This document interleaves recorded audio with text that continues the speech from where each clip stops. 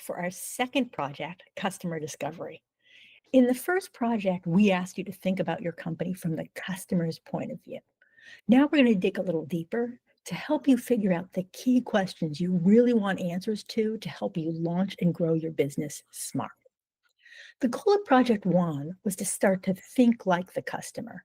What's important to them? What goal are they trying to achieve? What problem are they trying to solve? And are those goals functional, social, emotional? That's a start, but it's still your opinion. It's just what you think the customer thinks. But before you go to all the trouble and expense of starting a business, you're going to want to really know what the customer thinks. You've got to really understand how they think about the problem and what they're going to do about it so you can find them and connect with them. Customer discovery is a framework for doing that. It uses a scientific framework. You start with a hypothesis. This is how I think my customer is going to behave. Then you ask some questions, test that hypothesis, revise it if you find new information, and test it again. The idea is to do enough research that you don't end up running off and spending money and time on something that nobody ends up wanting. The whole process can be very extensive. In formal customer discovery, they recommend that you do at least 100 interviews. If you can do that, that is great. We'll talk more about how the interviews work. But as you'll see, what we've done is kind of refined the framework to help you get to the key questions that you're going to want answers to. But before we get into that, let's talk about the difference between customer discovery and a survey, because a lot of times when people are trying to learn more about their product, they say, okay, I'll do a survey. Surveys are great, but they're really better when you already have a product or you're getting close to finalizing it. Then you can zero in on questions like pricing, features, how does your customer think about these things? How do they view the competition? Stuff that you can use in targeting and marketing. But if you ask those questions too early in the process, you risk getting answers that aren't terrifically helpful. If I go out and present people with a hypothetical service and ask them whether they'd buy it, they're likely to say, yes, there's nothing in it for them. But I haven't necessarily learned a whole lot, and I certainly don't know if they'd buy any service, let alone mine. So with customer discovery, I'm going to ask broader, more open-ended questions. First, I'm just going to want to know the potential customer, what their job is if I'm selling them a business solution, how they shop if I'm selling them something shopping related. I'm not yet going to focus in on my product at all. I'm going to keep it broad. What works, what doesn't, what really bothers them, or what really would they love to be able to do better? What are they doing now about the problem, and how incentivized are they to change it? Because even if they have a problem, if they're like, okay, I can live with it, I don't necessarily have a business there. I also need to know that once they've identified the problem and they're willing to pay for it, what do they do? How do they research it? Who do they talk to? Who else is involved? And how do they decide in the end to buy? Because that's the goal. This idea of figuring out how the process works and who's involved is really one of the key elements of customer discovery, and another thing that separates it from just a survey.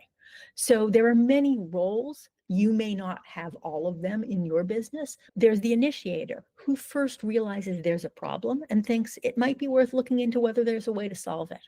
Influencers, who else do they involve in the process? Who do they ask? There's the decider and the buyer. Especially in business solutions, this may be two people.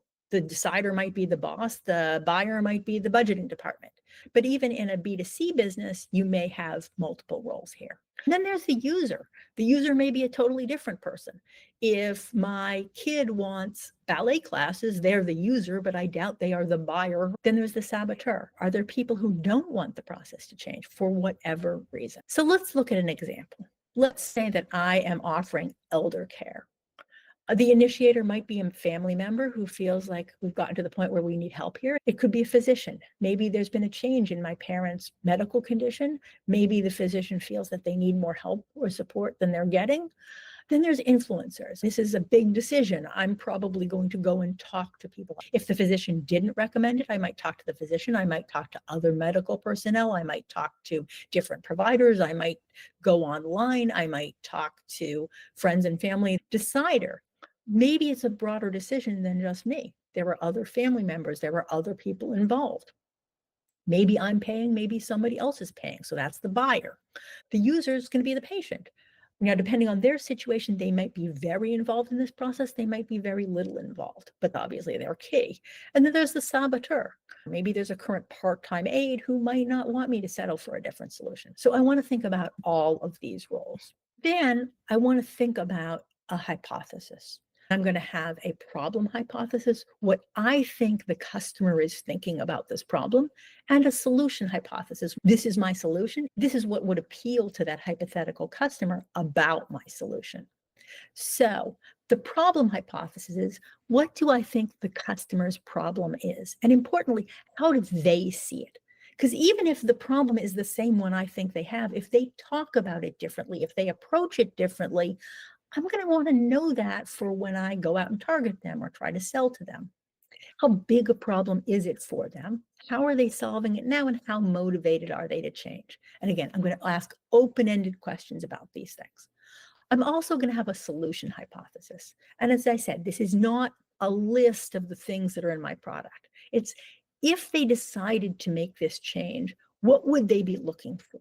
What in the end do they think now, and remember, they don't have this product yet, would convince them to buy a potential solution, hopefully mine.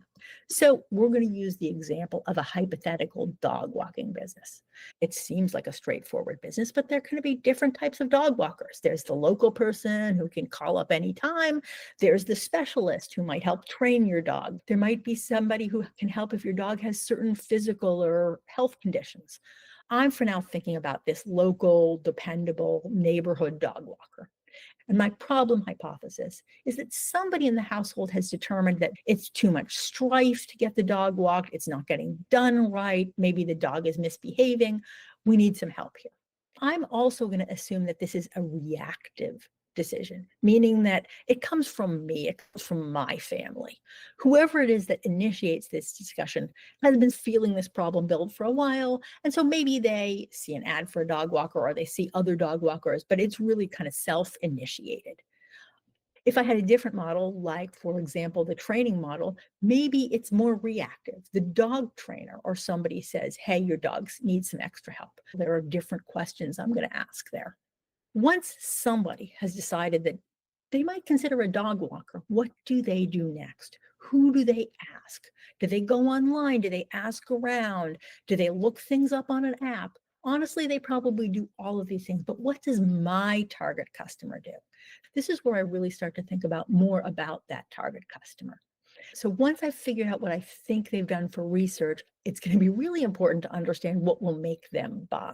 My hypothesis is that it's not price alone. They're going to choose somebody they can trust, somebody who they can trust with their dog, trust in their house.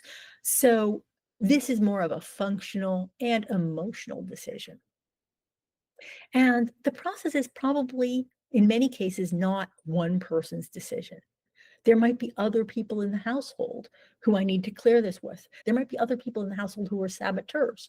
Perhaps my spouse likes the idea of having the dog walked, but doesn't want a stranger coming into the house. So all of these are areas I'm going to want to understand better. But I'm not going to just walk up to people and say, hey, would you hire a dog walker?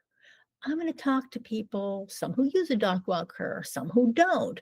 Maybe people like my local pet store. I'll go in and ask them, what kind of questions do you get asked about dog walking? I want to get a range of different opinions.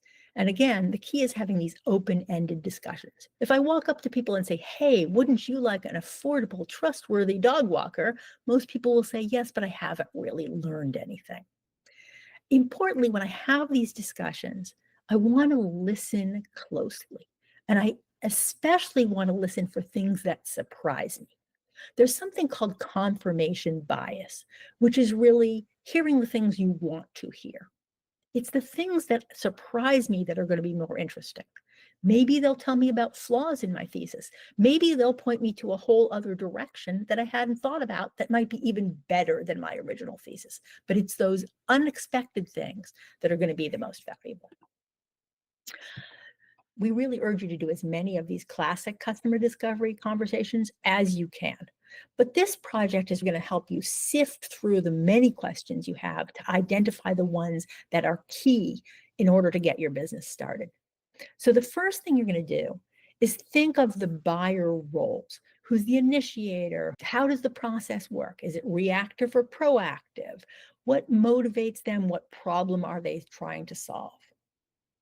Once they've identified the problem, how do they proceed? Who do they ask? Where do they consult?